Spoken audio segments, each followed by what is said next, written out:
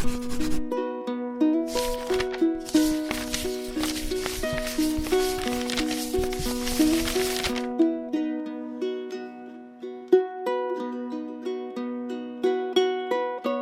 Father Ed Quinnan, Superior of the Jesuits of Micronesia and Fiji. I wish to recall for you the story of St. Ignatius. He was born Inigo Lopez de Loyola in 1491. He was the youngest child of a minor aristocratic family. What would become of the youngest in this large family? There were few options, but the family did have connections. As was the custom of the time, Inigo was sent to another family to be educated in the ways of the Spanish court. It was Inigo's good fortune to be sent to the home of the treasurer of Spain. Spain in the 1500s was a world power, and Inigo lived at the heart of that power. For good or ill, he developed the ways of a Spanish courtier. He engaged in dueling, carousing with women, gambling, drinking. It was less than an admirable lifestyle. But it came to the end with the death of King Ferdinand. It brought about a change in the treasurers, with the former treasurer falling from power. Inigo's patron was gone. As a youngest son, how could he hope to have a place of honor? In his 20s now, he chose to enter the service of the Duke of Nájera. Inigo spent years in service to this duke. He saw his moment to shine in 1521, when he was the age of 30. The duke's territory included Navarre and the city of Pamplona, but the French sent an army to seize it. While badly outnumbered, the commander in Pamplona wished to surrender. Inigo argued with passion that they could hold off the French. This was Inigo's moment to shine before the Duke's men and assure his place. Instead, he was struck by a cannonball. Wounded in both legs, it ended all hope of a military career. The French arranged for the wounded Inigo to be carried to his family. At 30 years of age, all his plans of glory had collapsed. He was now an invalid. How could he make his way in the world?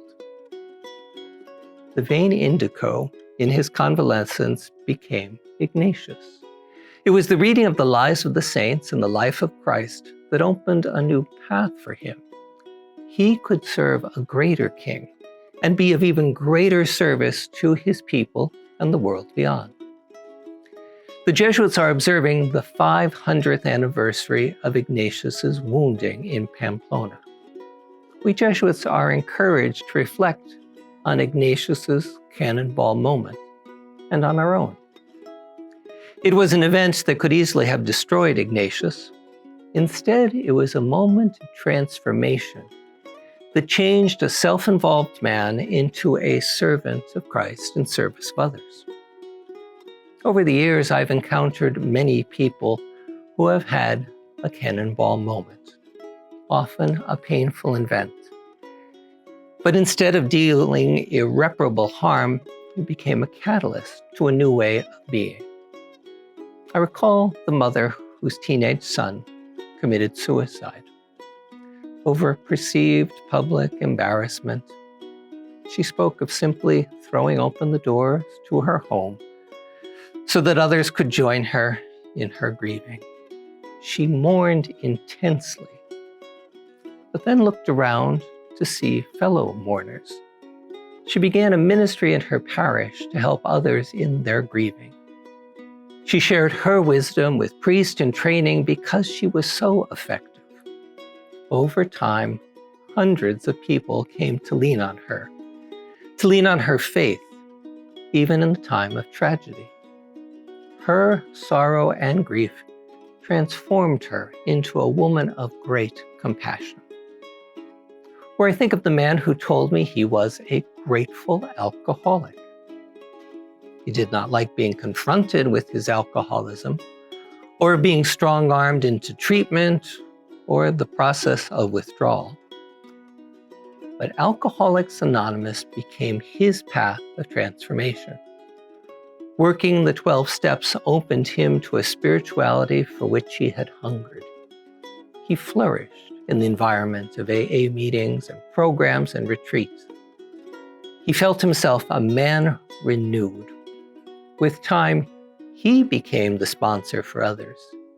He became the retreat speaker. The previously solitary individual became a highly effective companion to those suffering from addiction. The path of alcoholism could have been a disaster, but it became his path to a new life. This was his cannonball moment. Not everyone needs to go through a painful event, though, to experience conversion. Take the example of Avery Dulles. He was the son of a future U.S. Secretary of State, with an uncle in charge of the CIA. His great-grandfather also served as Secretary of State. Here was a man from a very powerful family who had all of life's privileges. He became an agnostic. All he saw were the privileges, one of which was Harvard University, where he enrolled. In a break from his studies on a walk along the Charles River, he encountered a tree. It was beginning to flower, and he was captivated by the beauty of the blossoms. In that moment, he had no doubt of a creator calling into being beauty.